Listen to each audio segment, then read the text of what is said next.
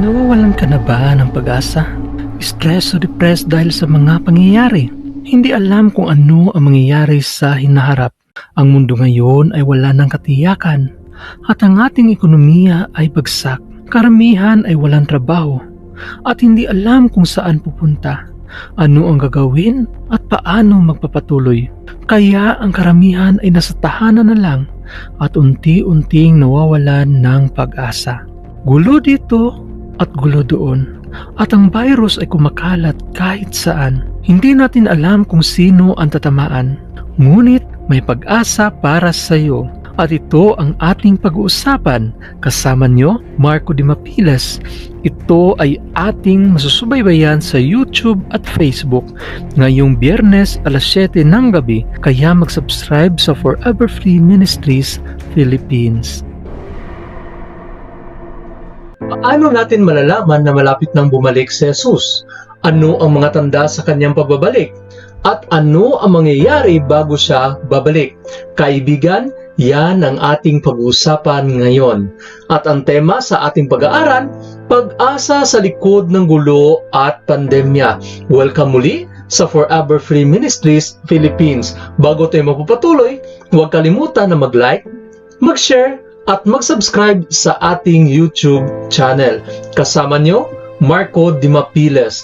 Last week, ang ating napag-usapan, ang propesiyang panaginip ng sinangunang hari, at ating napag-alaman na ang bawat metal sa panaginip ng hari, ito ay sumisimbolo sa kaharian, at ating din napag-alaman na tayo ay nasa paang banda na ng propesiya. Ibig sabihin, nandito na tayo sa divided Europe. At isang event na lang ang ating hinihintay, at ito ang pagdating ng bato. At ayon sa Biblia, sa 1 Corinthians 10:4 and Isaiah 28 verse 16, ang batong iyon ay walang iba kundi ang ating Panginoong Jesus. At ngayon, ang ating pag-uusapan, 7 mga mangyayaring tanda bago ang katapusan ng sanlibutan. Pero kaibigan, ang tanong, ang gyera, gutom, sakit, lindol at iba pa, ito na ba ang tanda sa pagbabalik ng ating Panginoon? Ang sabi ng Matthew chapter 24 verse 3, at samantalang siya ay nakaupo sa bundok ng mga olibo, ay nagsilapit sa kanya ng bukod ang mga alagad na nagsasabi, sabihin mo sa amin, kailan mangyayari ang mga bagay na ito? At ano ang magiging tanda ng iyong pagpaparito? At ano ang katapusan ng sanlibutan? At ngayon, ating titignan kung ano ang mga tanda bago darating ang ating Panginoong Hesus. Una, magkakaroon ng digmaan at alingawngaw. Matthew 24 verse 6, at mga kakarinig kayo ng mga digmaan at mga alingawngaw ng mga digmaan. Kung ating makikita ngayon mga kaibigan, kamakailan lang ay napakaraming gera ang nangyayari. At last month lang ay meron ding gera sa amin. Kaya ating nakikita at naririnig ang mga katuparan sa sinasabi ng Biblia. At ano pa?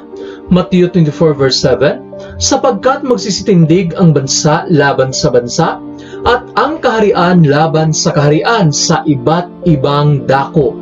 Kaibigan, kung ating titignan ngayon, bansa laban sa bansa, conflict, at ang Afghanistan ngayon ay napakagulo. Kaya mga kaibigan, kung ating titignan mabuti, ating nakikita ang katuparan ng sinasabi ng Biblia. Kaya hindi tatagal ay darating na ang ating Panginoon. Pangalawa, magkakaroon ng gutom. Ang sabi sa Matthew 24 verse 7, at magkakagutom sa iba't ibang dako. Ayon sa research noong 2020, up to 811 million or 9.9% katao ang nagugutom sa buong mundo. At ngayon, 2021, mas tumaas. 957 million katao ang nagugutom sa buong mundo. Kaya sobrang dami na ang nagugutom ngayon. At pangatlo, magkakaroon ng salot. Ano nga ba ang salot o tinatawag natin na pestilence? Ayon sa dictionary, isang nakakahawa o nakakahawang sakit na epidemya lubhang nakakalason at nakakawasak. Itong salot ngayon na ating hinaharap ay marami nang naapektuhan ng buhay, marami nang nawalan ng buhay, at marami ang nawawalan ng pag-asa. Kaya kung ating titignan mabuti mga kaibigan, ang nangyayari sa ating mundo ngayon ay hindi na maganda. At ang nangyayari sa ating mundo ngayon ay para bang palala na ng palala. At kahit saan man tayo pumunta ngayon ay merong COVID. At ayon sa research sa worldometer.info, ang total case ay umabot na ng 237 million at ang new case 32,000. Ang total death ay 4.8 million at ang total recovered ay 214 million. At pang-apat, mga lindol. Matthew 24 verse 7, at lilindol sa iba't ibang dako. At ayon niya sa Wikipedia, mula noong 2011 hanggang sa kapanahunan natin ngayon ay hindi bumababa sa 10,000 na lindol ang nangyayari sa ating mundo. Pero ang tanong kaibigan, yan ba ang disenyo ng Diyos? Of course not. Langit ang nais ng Diyos sa iyo at sa akin. Nais ng Panginoon na ikaw at ako ay manirahan sa langit na bayan, na ikaw at ako ay hindi makakaranas ng lindol, sakit o kung ano pa man.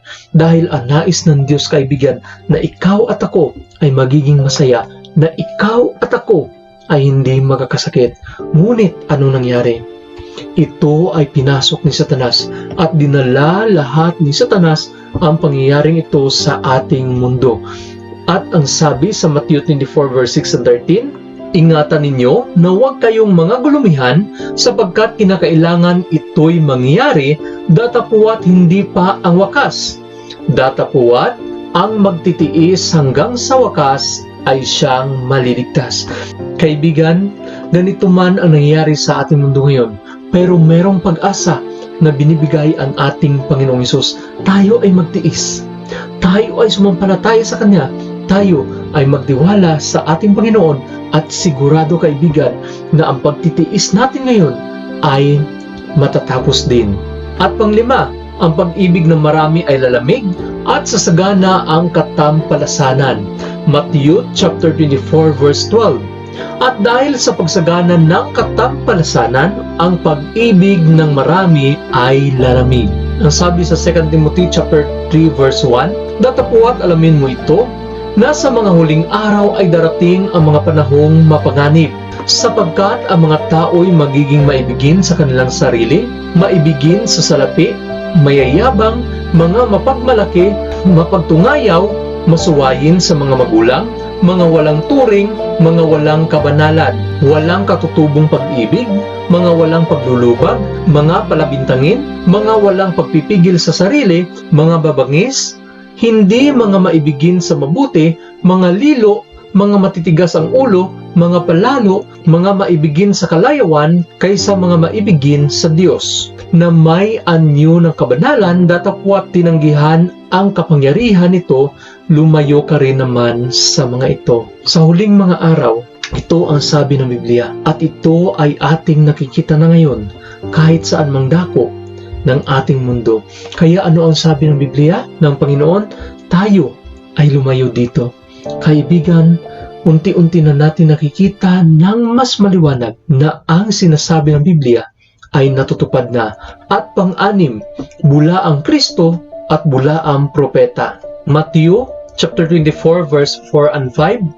At sumagot si Jesus at sinabi sa kanila, mag-iingat kayo na huwag kayong mailigaw ninuman, sapagkat marami ang magsisiparito sa aking pangalan na magsasabi ako ang Kristo at ililigaw ang marami. Kaibigan, hindi ito katakataka, sapagkat ang sabi ng 2 Corinthians chapter 11 verse 14, at hindi katakataka sapagkat si Satanas man ay magpapakunwaring anghel ng kaliwanagan, at siya ay gagawa ng mga pandaraya.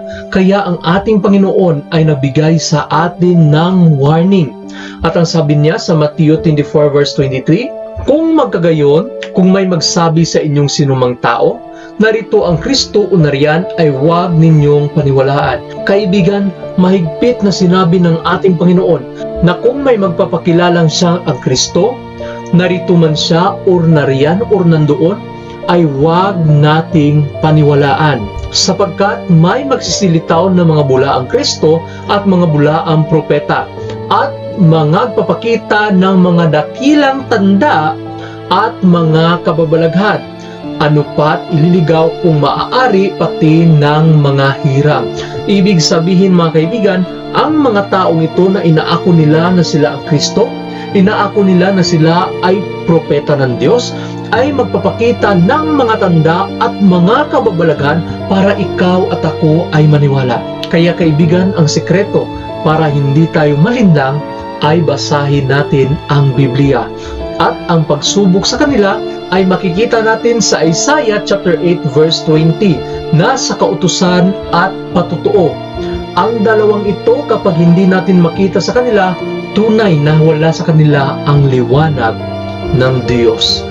Kaya kaibigan, kapag nakita natin sa TV na may magsasabi na nandoon ang Kristo, huwag po nating paniwalaan. Kapag nakita natin sa dyaryo na may magsasabi na nandito ang Kristo, ay huwag po natin itong paniwalaan. Narito, ipinapauna ko nang sinabi sa inyo, kaya nga kung sa inyo'y kanilang sasabihin, narito, siya ay nasa ilang, huwag kayong magsilabas. Narito, siya ay nasa mga silid, huwag ninyong paniwalaan. Kaya kaibigan, itong mga pandaraya ay gagamitin ni Satanas para mailigaw ang marami. At pampito, lahat ng mga mata ay makakakita. Ang sabi sa Matthew 24 verse 27, sapagkat gaya ng kidlat na kumikidlat sa silangan at nakikita hanggang sa kanluran, gayon din naman ang pagparito ng anak ng tao. Kaya kaibigan, dahil dito hindi katakataka na posible ding gagawin ni Satanas, gagayahin ni Satanas si Jesus para mailinlang ang karamihan. Kaya kapag hindi nakita ng bawat mata, huwag natin itong paniwalaan. Dahil ang sabi ng Biblia, bawat mata ay makakita sa pagbabalik ng ating Panginoong Jesus.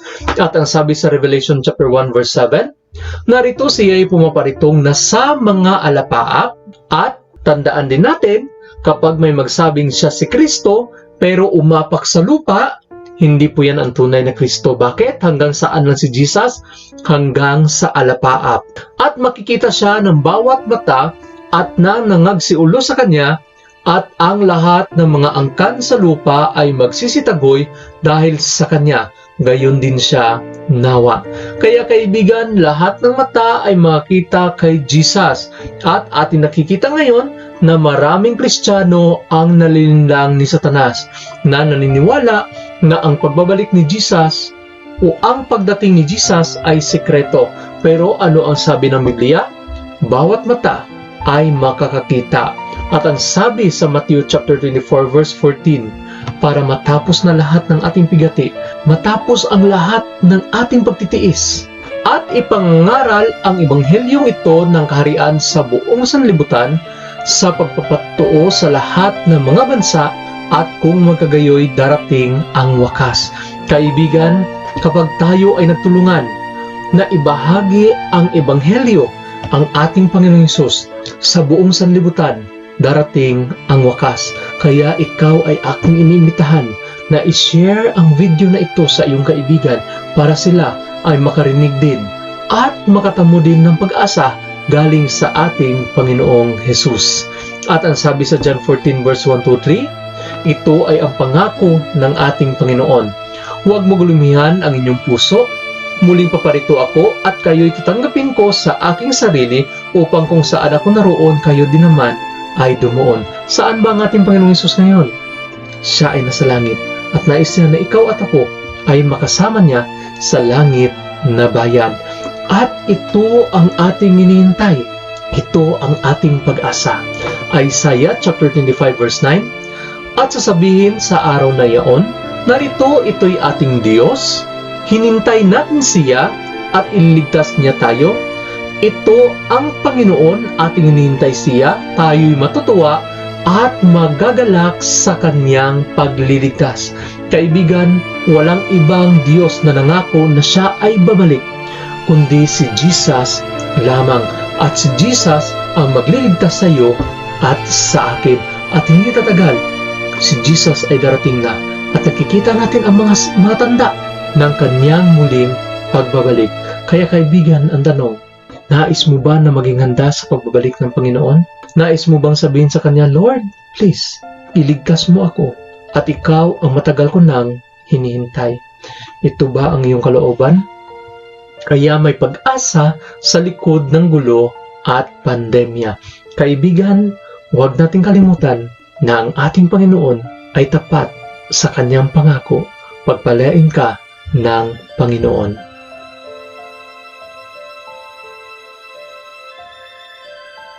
Pag-asa para sa iyo.